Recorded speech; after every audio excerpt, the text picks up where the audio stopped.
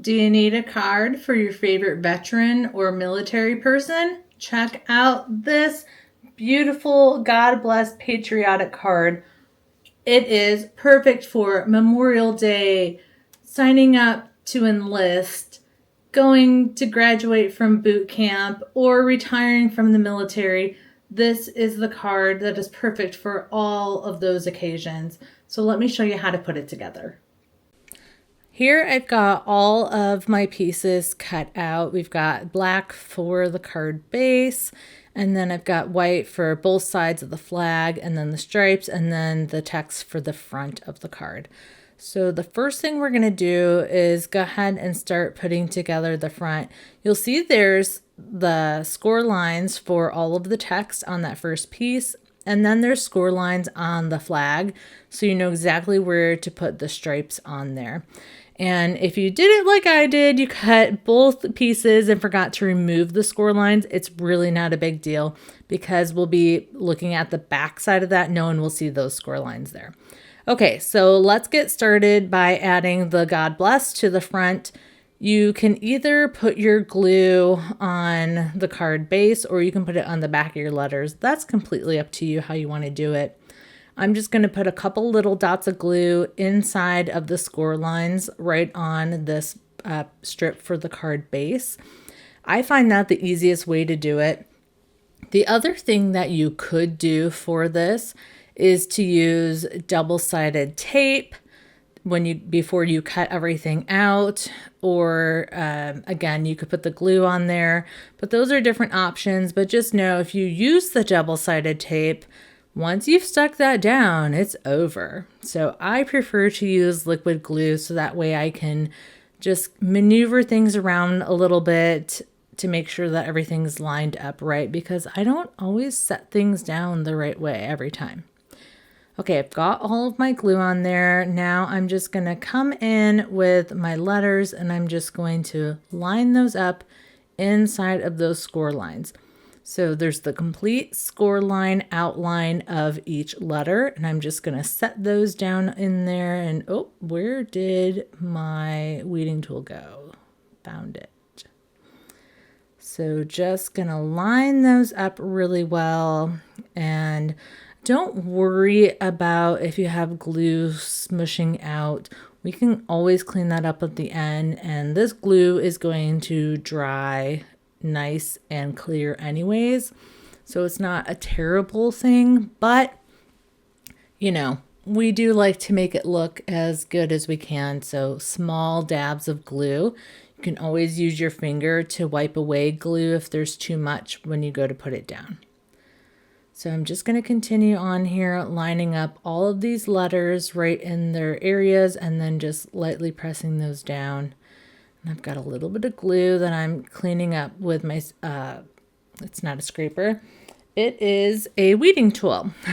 There we go. I'm just going to continue on here with the rest of the letters, adding those into the glue area. And then just making sure that I've lined them up straight because, well, sometimes even with those score lines there, I don't always get them lined up straight. Imagine that. So there's the E, just getting that pressed in. And then all that's left are the two S's. So we'll just get this one pressed in there and get that in the right place. And oh, you know what? I have that upside down. Oh my goodness. Okay, let me see if I can pick this back up and save it and turn it around. And I think it's going to be just fine. So check that for your S's in case you accidentally lay those down the wrong way. The smaller curve should be at the top with the bigger curve at the bottom. So get those lined up. Oh, and my B has gone out of place. Let me just double check all my letters are straight. It's amazing how even with those score lines there, I can still make things not straight. Okay, those look good. Everything looks straight. Let's go ahead and just put on our last S, making sure that I have the small curve at the top. Just using my weeding tool to help guide those into the correct spot and just pressing those down. And again, just going to clean up a little bit of glue around these and see if I can't just push them a little closer to perfectly in place. You can go ahead and clean up all this glue now, or we can come back and do that later. Again, it's not a big deal, but that looks pretty good. Let me just grab this last little bit of glue right here, and then we can clean the rest up later. Okay, that piece is done. So now let's go ahead and start working on the flag. So I'm going to bring in one copy of the white piece for the flag. And again, this has score lines all over it to line up the stripes, and then the top and the bottom stripe you're going to line up flush with the edges of the flag. So I'm just going to bring those in. Again, this you could decide to put the strips on there to make this double-sided sticky, or do it with the glue. And then the other thing I want to mention about the red stripes, and it is written in your instructions in the file, they are spaced out as far as they are for a reason.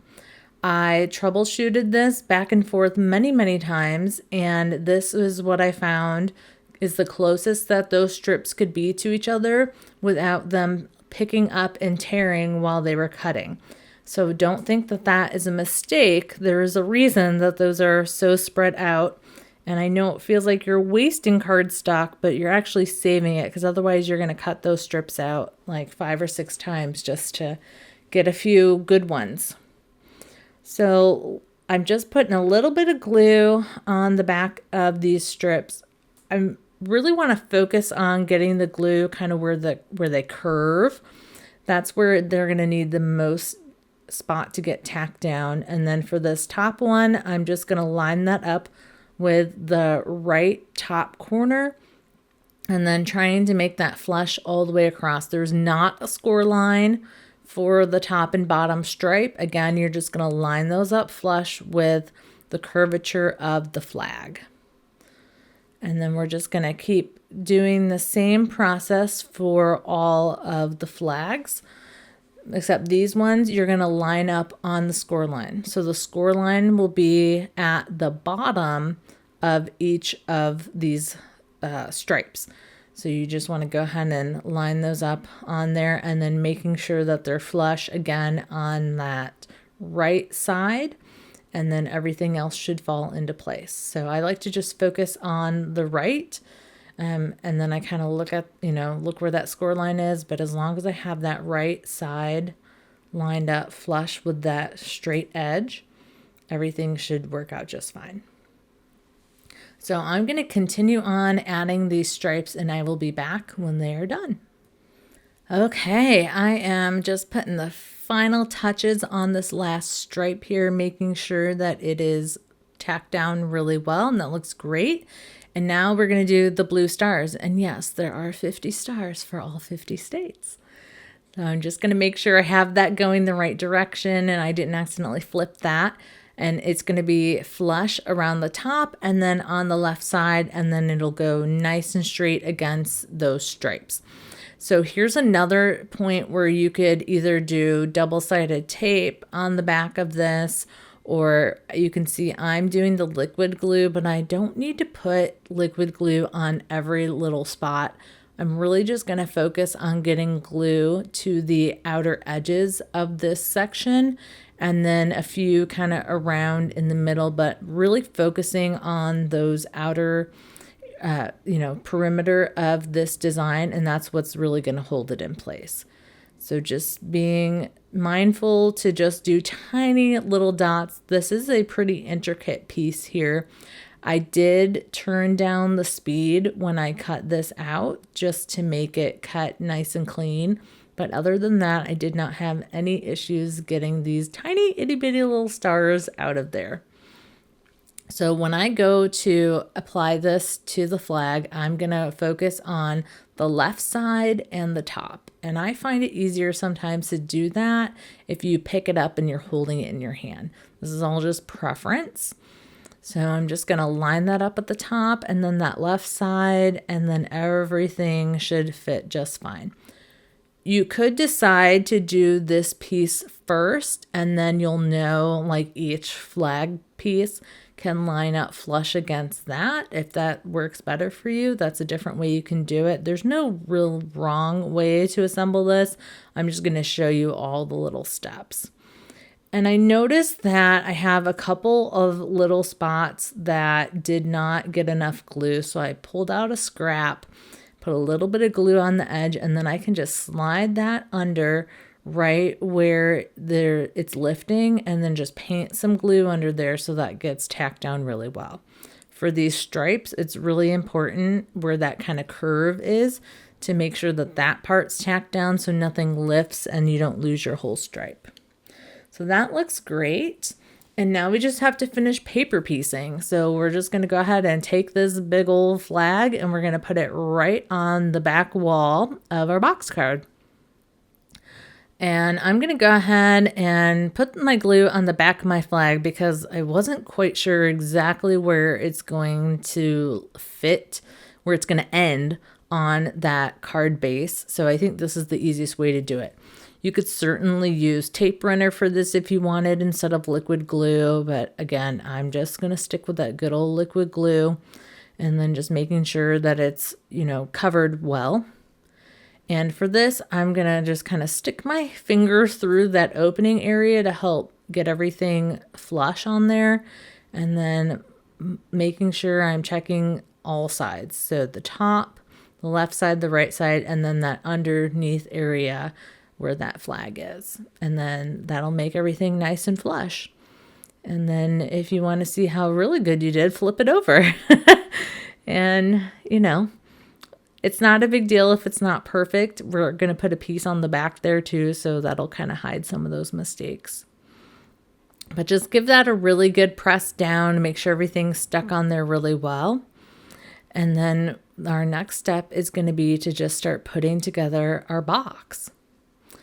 You can decide to do for this back one. Now, I forgot to get rid of the score lines. It's not a big deal. We're going to do that backwards. But if you wanted to do this as a print and cut, you would want to mirror this piece and then do your text on it mirrored so that way it's showing up on the correct side. And if you wanted to get really fancy, if you know how to curve your words, you can go ahead and curve to that same flag curve. That would be really neat. But, we're not all that fancy, which is totally fine. I'm just going to leave mine blank for right now and I can write a message later. So let me tell you a story about how this card came to life.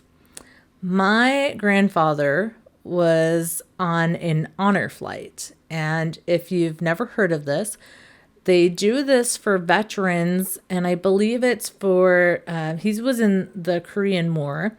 And I think it's for the Vietnam, Korean, and I think also the World War II. Don't quote me on that.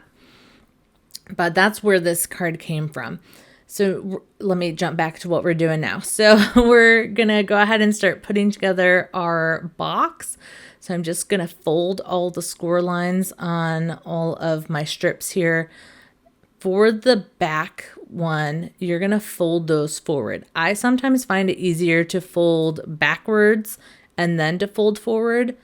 And then I found that the edge there, right where it folds, is lifting up. So I'm just going to go ahead and put some more glue under there to get that. You want to make sure that that corner is very sturdy because that's where your base is going to fold. Okay, so back to the story. So for the honor flight, what they do, because I guess in the military on their flights is usually when you do mail call.